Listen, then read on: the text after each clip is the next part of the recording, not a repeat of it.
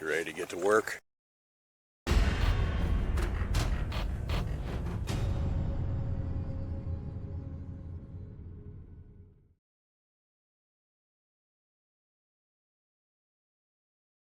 Hey everybody, welcome back to Dad Bear DIY. Going to take a quick minute to introduce you to our new trail rig. Just finished recording the video where we discussed how we've decided to retire the Cherokee from trail riding, well, at least trails other than just light stuff. But we still look forward to trying some of these more difficult and challenging trails that we've had the chance to experience in some recent trips. So Mom Bear and I decided to look at getting another vehicle that we would use as our primary trail rig, and they provided a little bit more capability, and then gave Mom Bear some confidence and feeling, like she was more safe, a little more secure. So a good friend of ours in our Jeep club recently was fortunate enough to find a vehicle that they have wanted for years and years and years, and is their kind of bucket list Jeep that they're going to build into their dream Jeep, and what they expect to be their last Jeep. So he made a very hard decision to sell his baby, and we decided to purchase that. So what I am going to show you here is that vehicle, and I'm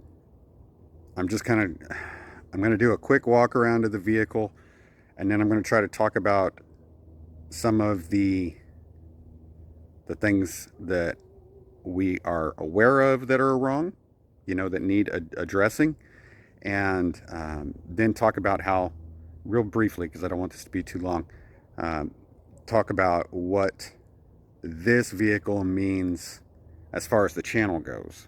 So let me go ahead, and this is our new to us 2013 Jeep JKU trail rig.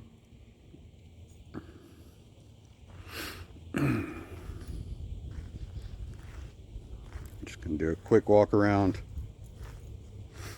You may see as we go around some of the things that I'm going to point out that we need to that need to be addressed.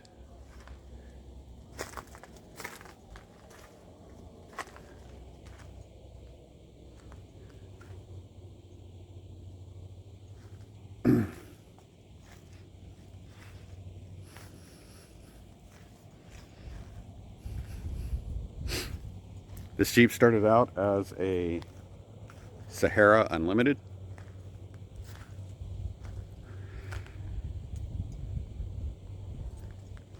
It is a soft top. That may change in the future. It may not. We'll see though. All right, so now we've done a quick walk around of the outside. I'll give you a couple shots of the inside.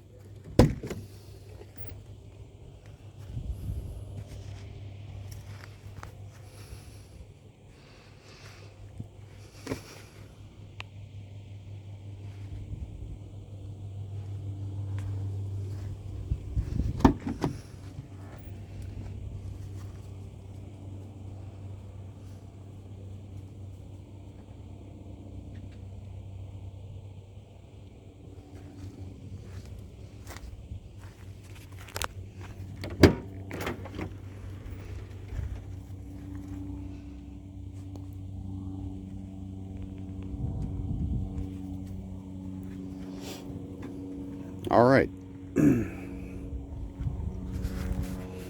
Okay, so definitely not a stock Jeep.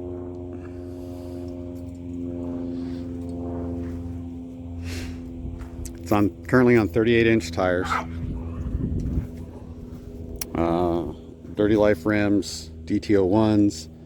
These are the ABS faux rings, the faux beadlock rings, but the actual beadlock rings are in the garage, so it can be a true beadlock. those are obviously, they've seen their share of scuffs and such. We've got the Badlands Apex, sorry, 12,000 pound winch with synthetic line.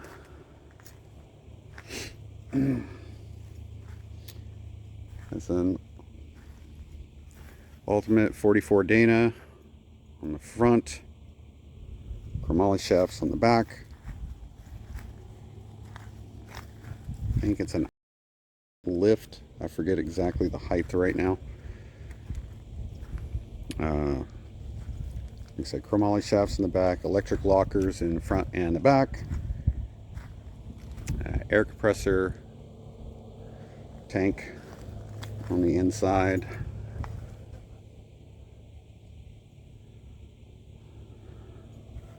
The diabolical security center. We've got an awning, gun rack, roll cage. This flooring is removable. I actually have the back seat. We're also running a Trail Dash 2 from Super Chips, as well as an iDrive CB.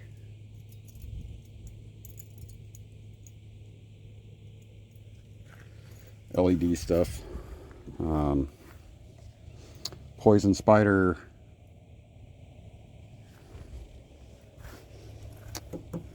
fenders.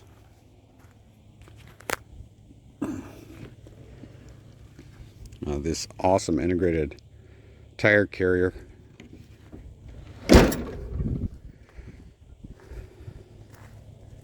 Ace bumper.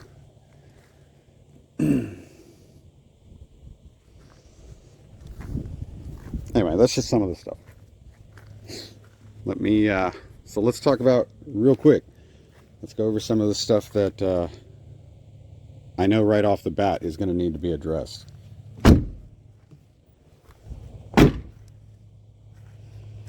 We have a check engine light for a fuel cap, off or loose. I've actually already purchased that to put on there. This was the one that was on there before, aftermarket. This can take a little bit of time to clear on the codes, but so we're going to continue to see if we get that code after, we'll say 50 to 100 miles. I'm hoping not. Otherwise, I'm probably going to go ahead and try to do a deeper exploration of the evap system to see if there's something else that might be causing that fault. But I went ahead and got started by replacing that. That is a common problem with the JKs. So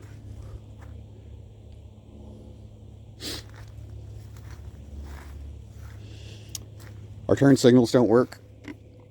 These are LED replacements, so I am going to have to get in here and try to determine what kind of wiring has been done.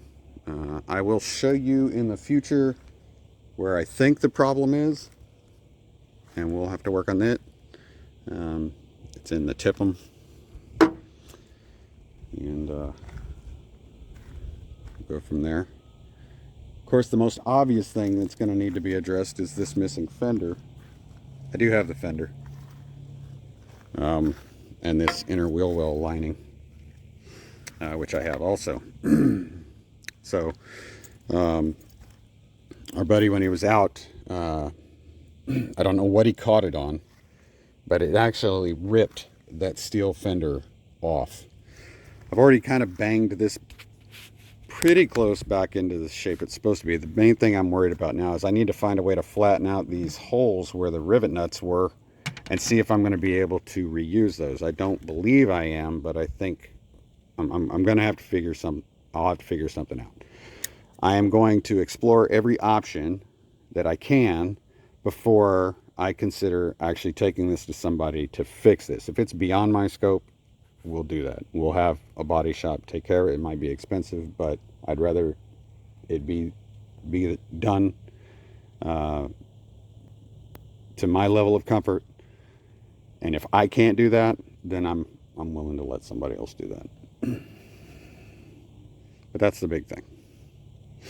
We're also going to replace these ABS rash rings. I'll probably go ahead and put the beadlock rings on there. They're aluminum. We won't be swapping them, or we won't be turning, we won't be going true beadlock, but we will at least get that taken care of. I don't like that, the way that looks. We'll take care of it.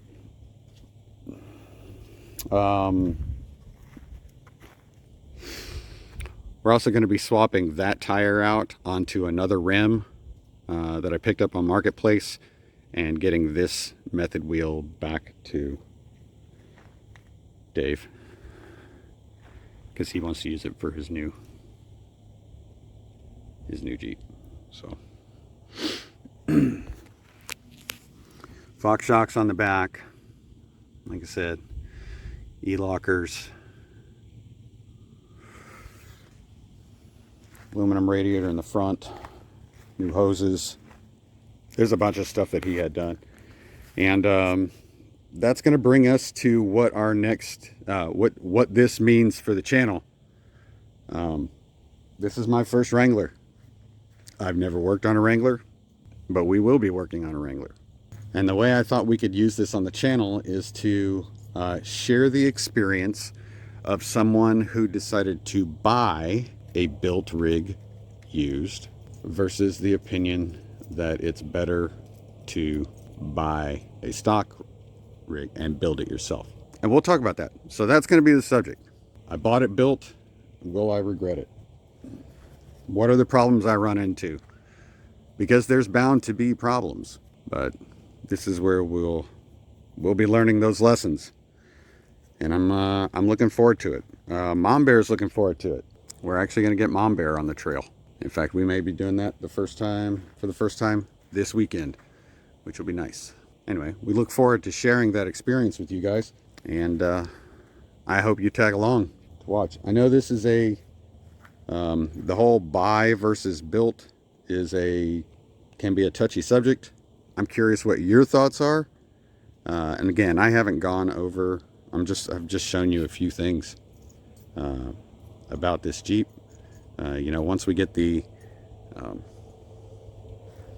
we'll get the hood up. I want to take care of that turn signal thing as soon as possible, so I'll probably go ahead and start working on that. That's the first thing I want to work on. Get those turn signals on the front working. Everything works in the back, so like I said, I think I have an idea of what's going on. But again, when you buy somebody else's build, sometimes you find stuff you weren't expecting. Anyway, this is going to be Mad Bear. So this isn't Dad Bear. The Gladiator's Dad Bear. But this one is going to be Mad Bear, because it is probably the most aggressive vehicle I've ever owned. So thought Mom Bear thought that was pretty funny too. She thought that was the appropriate name. So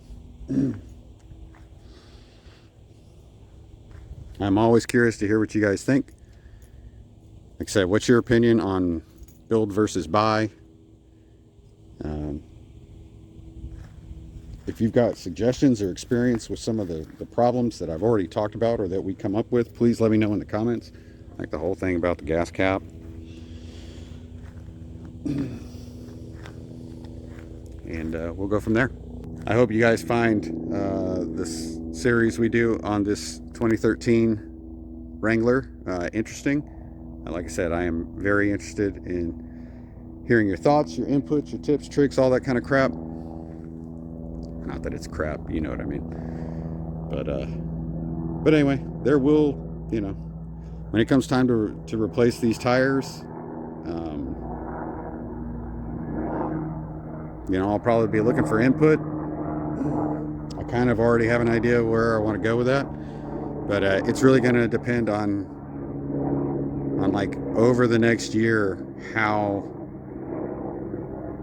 riding, or driving this Jeep, especially if we're on trails, how that goes. If I end up doing more dirt than I did in the Cherokee, that's going to affect my tire choice. If I end up doing more road, like I did in the Cherokee, that's going to affect my choice. But we'll see. I've actually, I know Patagonias have been a controversial topic in the past, but some of the stuff I've been learning about them has been pretty impressive. So, so we'll see. But thanks a lot. I appreciate you guys checking out the channel. Let me know what you think about our new acquisition. Again, I don't care if you don't like it or whatnot. Let me know. If you think it was a mistake to buy something built rather than build it myself, let me know. And but if you're gonna leave a comment, you obviously found enough interest in the video to leave a comment. Do me a favor, hit that like. And if you want to follow along as we endeavor to win, as well as struggle to lose, hit that subscribe button, notification bell, all that kind of stuff. Thanks, guys. We'll try to get more videos out. Try to do some actual trail ride videos. I meant to do that with the Cherokee. I never really got it set up to be able to do that. But we'll try to do that more when we go out. And if we do trail ride videos, just know that those will probably be posted on the Dad Bear Downtime YouTube channel versus the DIY channel. So, but we'll see when that time comes. Thanks a lot. I appreciate you guys stopping by. I hope you have a great day. Take care of yourselves, take care of each other, and always, always be safe. Remember, close your visor, don't forget your dampeners, throw on some sunscreen, and I'll see you on the other side. But until then, I should go.